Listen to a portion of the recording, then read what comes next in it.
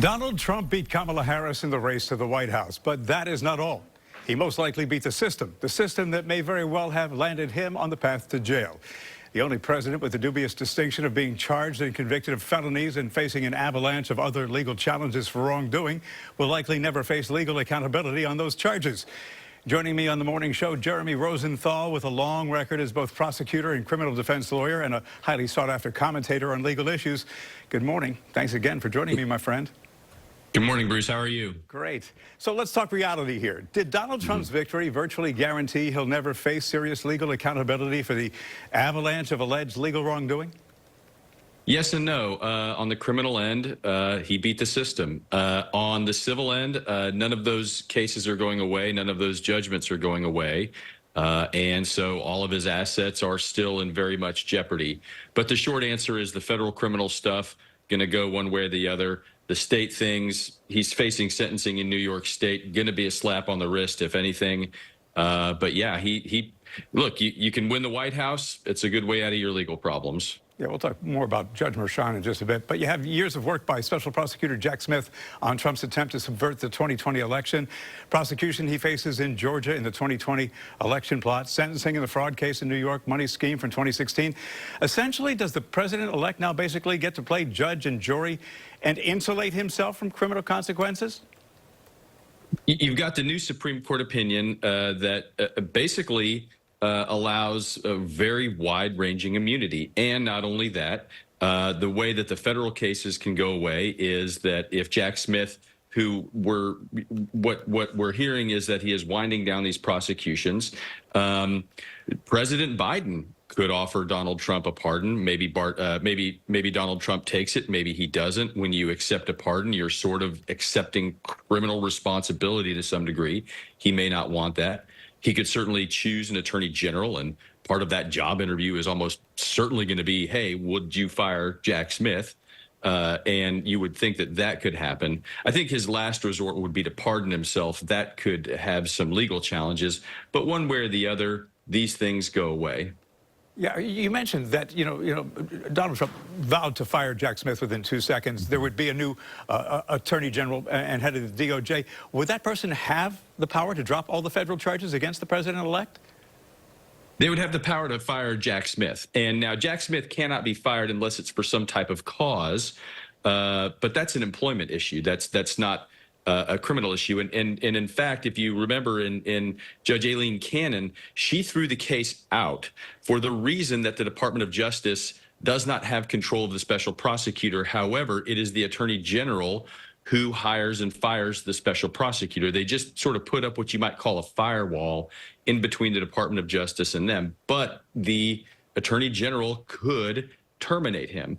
And there's in the Mar-a-Lago case, the case is currently on appeal right now because Judge Cannon did throw it out, a ruling that probably wouldn't stand on appeal with the special prosecutor. But the government, all they have to do is withdraw that appeal, and that case is done. And again, we'll see what Jack Smith does. He may stand his ground. He does have to file a report with the attorney general saying everything he knows. It's been custom for the attorney general to release that. You would think that that's going to happen before Trump takes office. But again, one way or the other, these things go away. And something that, given the fact that Donald Trump just won an election and the American people have spoken, does President Biden, does he consider pardoning him? I don't know if that's a conversation they're having or not, for the sake of unity for the country and moving on. Who knows? It'd be interesting. Get back to something you alluded to a minute or so ago. The dilemma for Judge Juan Merchan. He oversaw the Manhattan criminal trial this spring that ended in Trump's conviction on 34 counts of falsifying business records to cover up hush money payments to porn star Stormy Daniels. Merchan's set to sentence Trump on November 26th. If he orders Trump to prison, I can't see that sentence being carried out until Trump leaves office in 2029. What's Merchan do here? I think he slaps him on the wrist. Look, if you just took Donald Trump defendant, let's just say he was a guy in Manhattan. He's over 80. He's never had any felonies. These are very low-grade felonies at that. These are paper crimes. These are money crimes. His conduct in the courtroom was not the best. He was held in contempt, I believe, 10 times. He's probably getting probation anyway. So I think a prison sentence would be far-fetched even by those standards. When you appoint or you elect a judge to be a district judge in Manhattan, you're electing him to watch over people who with felony drunk driving. You're electing him to give probation or to put in prison people who rob liquor stores. You're not really supposed to dictate where the leader of the free world is going to be in jail or not. But yet that's where we are. You would think that if there is a jail or prison sentence, that puts the country into a different type of a crisis, right? Do Trump's lawyers make some type of motion based on the supremacy clause? I don't know where that goes, but I don't think anybody's expecting Judge Merchan to do anything that's going to disrupt Donald Trump's second term in the White House. Martin Luther King Jr. said, "Justice denied anywhere diminishes justice everywhere." Is this fair, or does the adage "life isn't fair" come into play here? That's a really hard question. In many ways, people get away with murder. We hate it, but it happens. And not that I'm saying that Donald Trump, is getting away with murder, but people beat the system, and it happens on a regular basis. He did it in a way that I don't think we've ever seen before or will ever see again, which is if you get elected to the presidency, then maybe you do beat the system.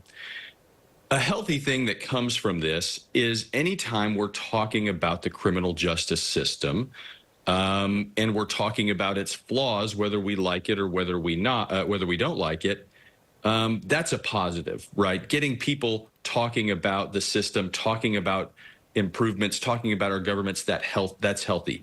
But it's a very thin line, because on the other side of that is, you know what? I don't think you're going to be able to charge me with anything. I think I'm above this. That's the deterioration of the rule of law. And again, it's a very thin line. And what you see on the street, what I see, I'm a criminal defense lawyer.